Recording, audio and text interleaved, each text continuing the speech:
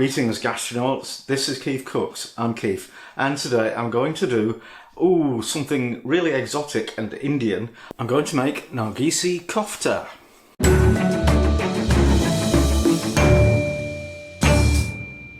A few shout outs before we do that. One to Sean Brady and another to Matt Conover, who are both new Patreon fans. Hi guys, thank you and much appreciated. And also to Kelly Thompson, who made a very welcome donation on PayPal. Thank you. So, Nargisi Kofta, the chances are you've never heard of this, but basically it's an Indian Scotch egg in a curry sauce. And the rumour has it that this predates the invention of the actual Scotch egg by Fortnum Mason in 17 something. So I've said it's Indian, but Pakistan will also lay claim to it as well. So I don't know the ins and outs of that. I wasn't there. Anyway, I'm sure it'll be wonderful, so let's get on with it. Oh, if you enjoy this video, give it a like, share, subscribe, etc. Do it now. And let's get on with it. Nargisi Kofta. Okay, first thing to do is boil your eggs. I've got 6 eggs here, but I'm probably only going to do 4 actual with the meat around them. The other 2 just for testing. And I've got my sous vide set up here, which I'm sure is not traditional in India. However, last time I did make a Scotch egg, I had a comment from Gary Boyd saying sous vide is perfect for boiling eggs. They'll come out the way you want them every single time without fail. And it's true, and I don't know why I forgot that, because I have done it before. So technically it's not sous vide, it's a water bath at constant temperature, because sous vide means under vacuum, and you know, they're not under vacuum, they're wrapped in eggshell, and if I did vacuum pack them, they'd probably get crushed. So I need the water at 75 degrees Celsius, and then I'm going to put them in and let them bubble away for an hour. So after it's had its hour, you want a bowl of iced water. I'll just whack those out and let them sit in the ice cold water for 5 minutes and then take them out. You don't have to peel them straight away, but I am going to do one just to see what the yolk looks like. And the name, by the way, Nargisi, comes from the Nargis flower, which is, it's like a narcissus or a daffodil. It's white petals with a yellow sort of trumpet in the middle, which apparently looks exactly like a boiled egg sliced in half. I think you'll agree. So I'll just grab one of them and peel it. Don't know if you noticed when I started this, I had all the eggs laying horizontally. And the idea of that is it's supposed to help centre the yolk.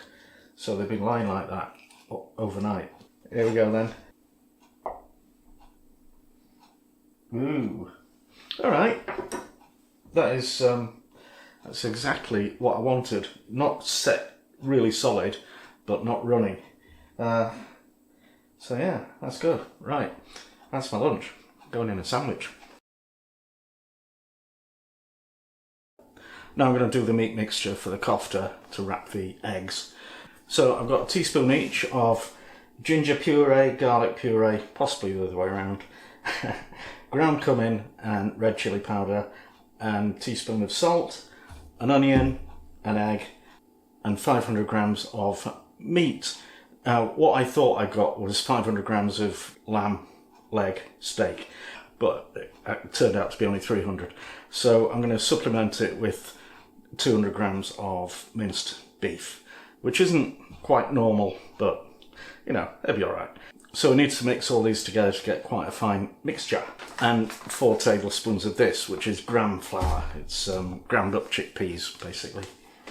Oh, and about the meat, I didn't mention, the ideal thing is you just get 500 grams of minced meat, and it can be lamb or chicken or beef, but not pork for religious reasons.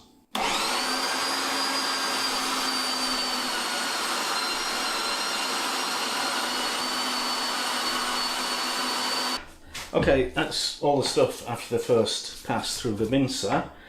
So I'm going to add all my spices and bits and bobs. And don't forget the flour. I think this is just like a binder, but so is the egg. And the egg.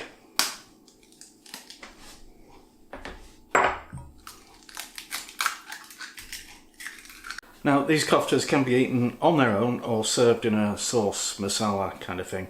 So I'm doing that version, and these are the ingredients. A can of tomatoes, a medium onion chopped, teaspoon of garlic puree, teaspoon of ginger puree, quarter teaspoon of turmeric, teaspoon of ground cumin, teaspoon of chili powder, a pinch of salt, and 3 or 4 tablespoons of yogurt. Also a teaspoon of fenugreek. That's been frozen, so it's a bit weird. And also to garnish, a small handful of coriander. Okay, I peeled the eggs. I'm going to just lightly coat them in corn flour because that'll make the filling stick better.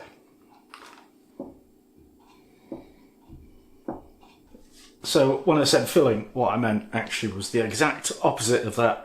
So it's more like exo filling. Anyway, we'll take a handful of that. It's quite moist, actually. Hope that'll be alright. So grab an egg and wrap the filling around it. Exo filling. Rub over any joins or cracks so you get a nice smooth exterior.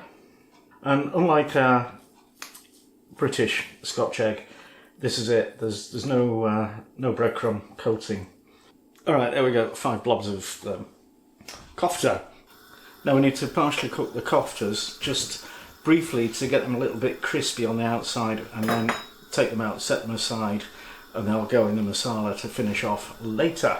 So a load of oil in a wok type thing, and when it's warm, we add the koftas, maybe a couple at a time, because they're quite large. And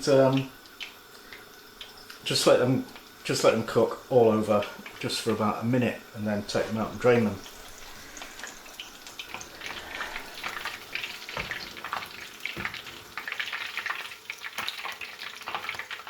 Now we need to cook the masala, so I've got the chopped onion and some hot oil, and we'll just cook those for about 5 minutes to get them a bit brown. Then we'll add the ginger puree and the garlic puree, cook those for a minute, and then we'll add the can of chopped tomatoes. Mix those well, then add the salt, the chili powder, turmeric, cumin and yogurt. And we'll cover that and cook it gently for about 10 minutes. Well, actually until the oil separates, and then we can add the fenugreek leaves and mix those in. And then check for seasoning, add salt if it needs it, and then put the koftas in gently.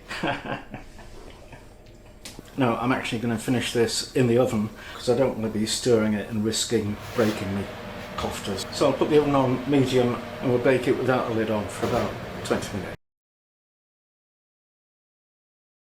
And now, guess what? It's taste test time with, guess who? Indoors. Mrs. KeefCooks! Those. Yeah. Nargisi Kofta. Nargisi Kofta. Yeah. Nargisi being the egg, and kofta being the minced. No, Nargisi is the flower that it looks like. The narcissus. Oh. Yeah, it's not bad that. Oi. Oh, that's good. Oh, yeah. Uh-huh. All right. So, it's sharp and it's fruity, and then it gets heat in the back of your throat.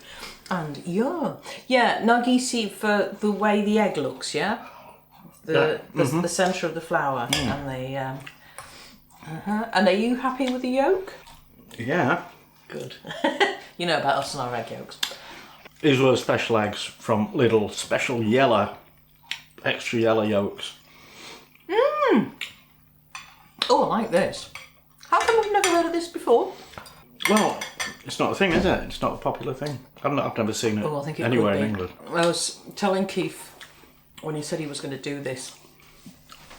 So I've got a British Asian friend and a white British friend, and so they were talking about roast dinners. So she does a lovely roast dinner, but her dad does the best Yorkshire puddings. So that's the white friend. They're her tradition. And then the British Asian friend, he's going, he said, Asians cannot cook roast dinners. They never can. And I've had any number of Asian friends say that in the past, because they all say the same thing. They all think it needs a little bit more spice. And then of course you mess about with it and then it's not authentic anymore. So then we come to this Scotch egg.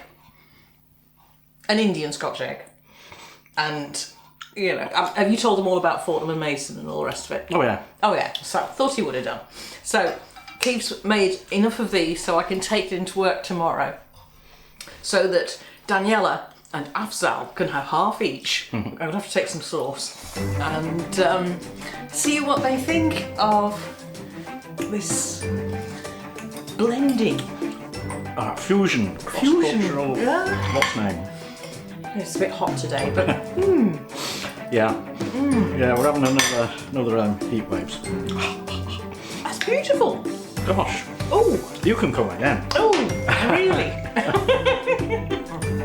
I've been spoilt these last few weeks and I've loved everything he's cooked. Oh. Alright. Well, that's something now. Yeah, Chicken totally. It's not chicken dinner. No chicken was harmed in the making of this. Yeah, well, the egg. No. Okay. Thank you for watching. Delirious with heat. I'll see you next time.